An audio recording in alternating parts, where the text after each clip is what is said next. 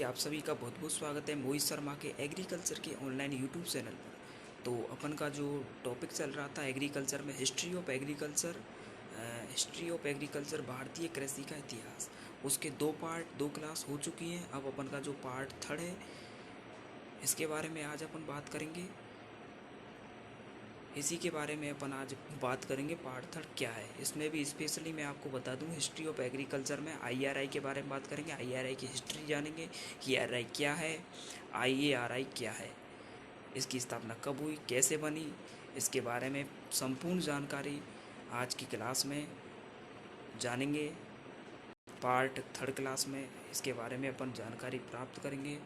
तो देखिए, सबसे पहले मैं आपको बताता हूँ क्या है जानकारी। तो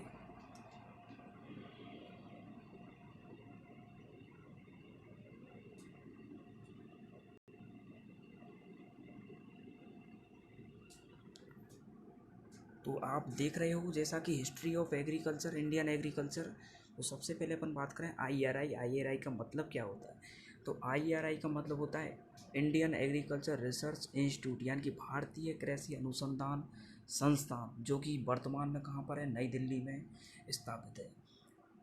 अब इसकी अपन स्थापना की यदि बात करें तो 1905 में इसकी स्थापना हुई थी। और इसकी इस संस्थान के लिए एक यूएसए के दानदाता थे, हेनरी फिलिप, जिन्होंने 30,000 पाउंड दान दिया। किसके लिए? इस संस्थान के लिए, आईआरआई के लिए। किसने दान दिया? यूएसए के दानदाता हेनरी फिलिप ने। तो ये जो पूसा है, मतलब आईआरआई था, ये कहाँ पर था? पूसा, समस्तीपुर, बिहार। तो अपन बात करें कि ये जो पूसा है, इसका जो पी है वो कहाँ से लिया गया है? वो फिलिप से लिया गया है।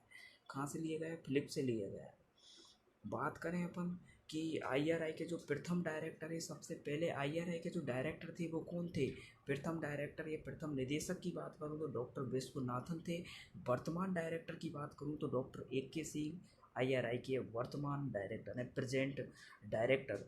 अब बात करें कि 1934 में बाढ़ आई और बाढ़ के कारण आईआरआई की बिल्डिंग जो थी, भवन जो था, वो क्षतिग्रस्त हो गया। और 1936 में इसको पूसा रोड, नई दिल्ली स्थापित कर दिया गया।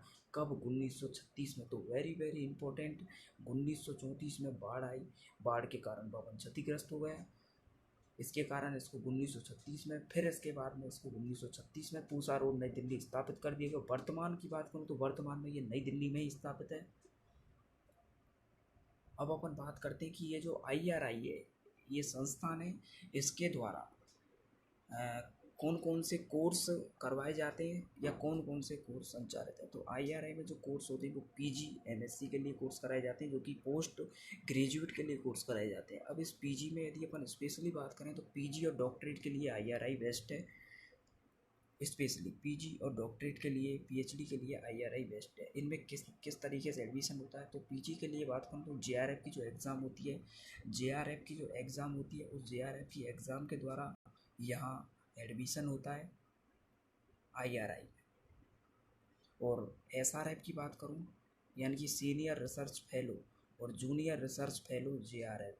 तो डॉक्टरेट पीएचडी के लिए जो एंट्रेंस एग्ज़ाम लगती है वो एसआरएफ की लगती है, और पीजी के लिए जो एंट्रेंस एग्ज़ाम लगती है वो जेआरएफ की लगती है।